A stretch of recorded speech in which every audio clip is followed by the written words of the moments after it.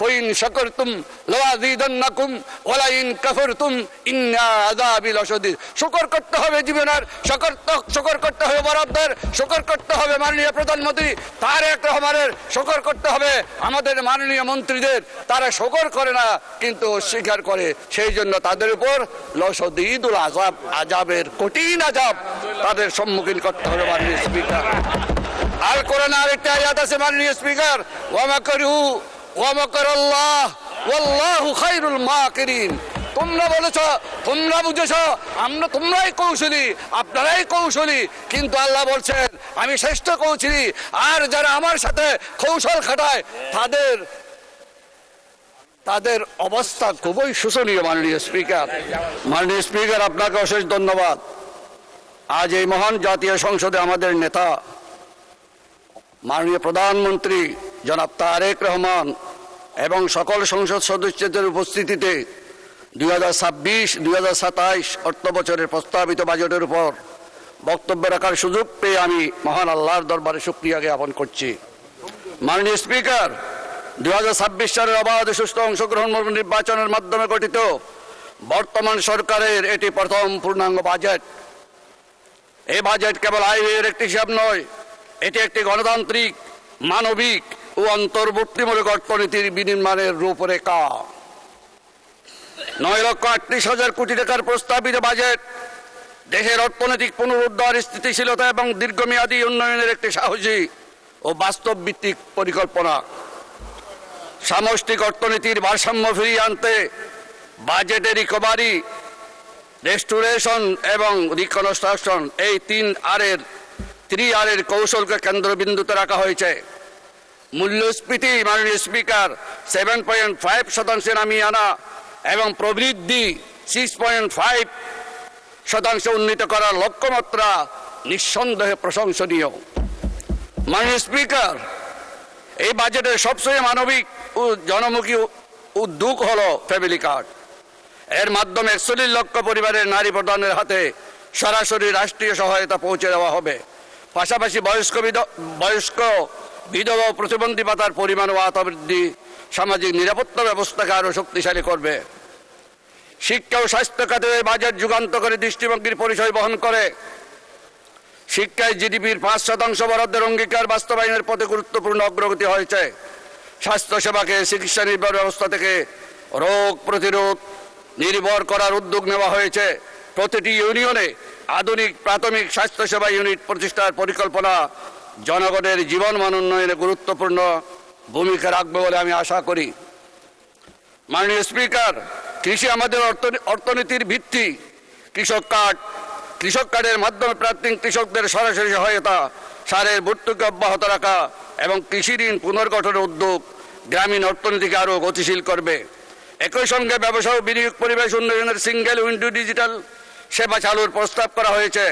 প্রশাসনিক জটিলতা হ্রাস এবং তরুণ উদ্যোক্তার জন্য স্টার্টআপ ও ডিজিটাল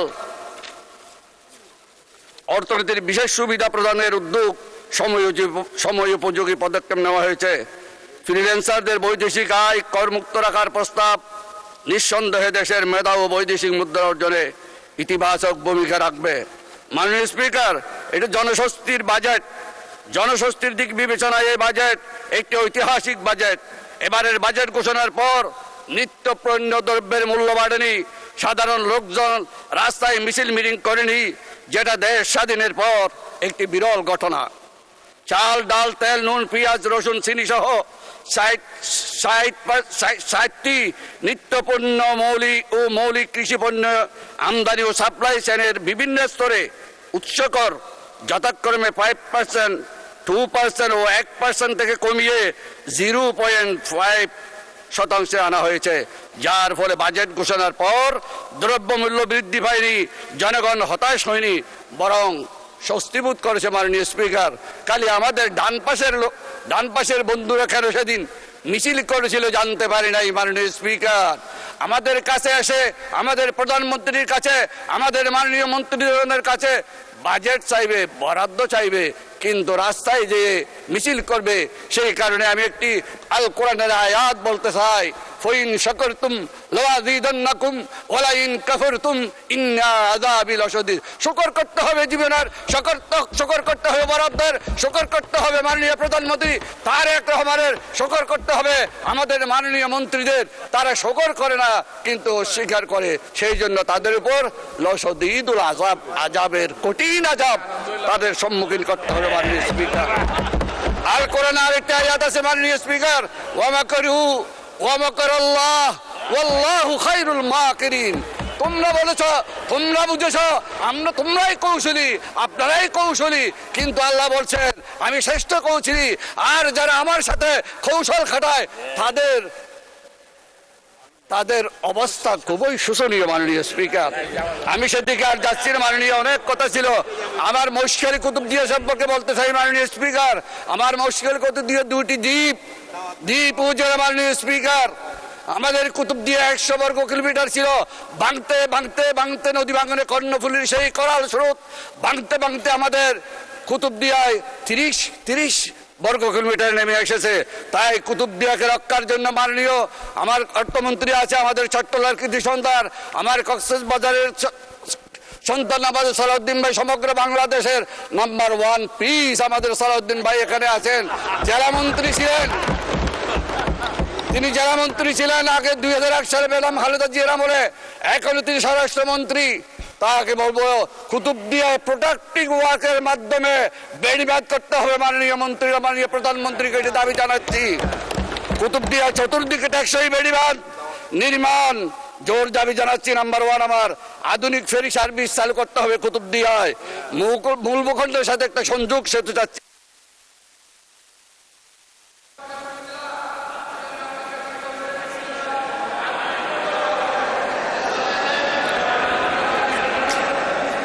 মাননীয় সদস্য 2 মিনিট দেওয়া হলো, 2 মিনিটে শেষ করেন।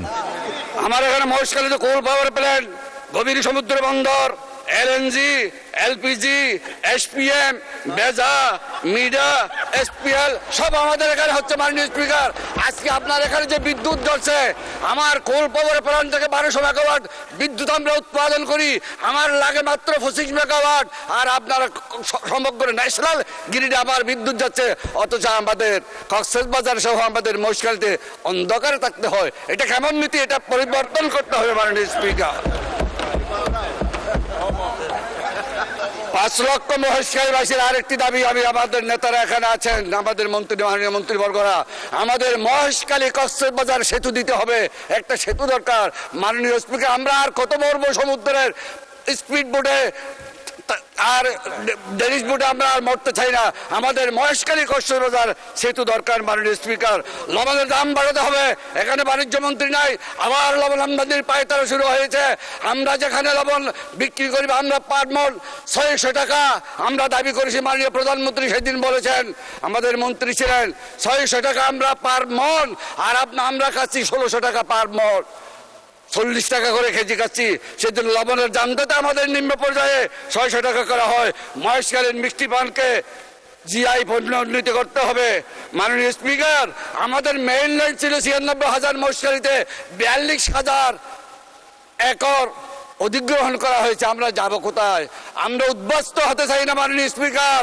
আমাদের যারা আমাদের মাথার বাড়ি, দলগড়া, মহেশখালী, আমাদের কালামরছড়া, ওয়াহানক যারা আছে, সেই জনবসতিকে সম্পূর্ণ রেখে আমাদের মহেশখালী কুতুবদিয়াকে অগ্রগতি দিতে হবে মাননীয় স্পিকার। আমাদের লোকেরা চাকরি পায় না, চাকরি পায় আমগু দেশের লোকেরা, এটা হবে না। মহেশখালী মাথার বাড়ি এবং দলগড়া লোকদের চাকরি দিতে হবে, মহেশখালী লোকদের।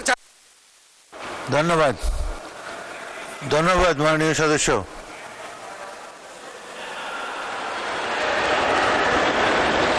বসুন মাননীয় সদস্য, বসুন। বাকি দেখ, উনি শেষ করেন নাই, ওই যে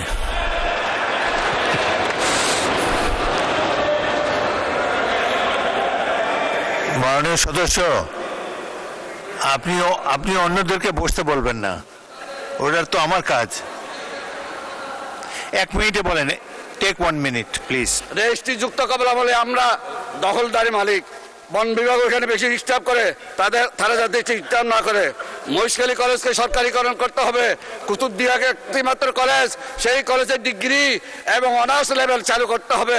মাননীয় স্পিকার, আমরা যাতে চাকরি পাই, আমরা মহেশখালীতে থেকে আমাদের উন্নয়নে অংশীদার হতে পারি, সেই ব্যবস্থা আপনার মাধ্যমে আমার মাননীয় প্রধানমন্ত্রী, আমাদের অর্থমন্ত্রী এখানে আছেন, মহেশখালী সেতু কুতুবদিয়া আমাদের বেড়িবাঁধ মাস্ট এই একনাকে আগামী একনাকে পাস করতে হবে।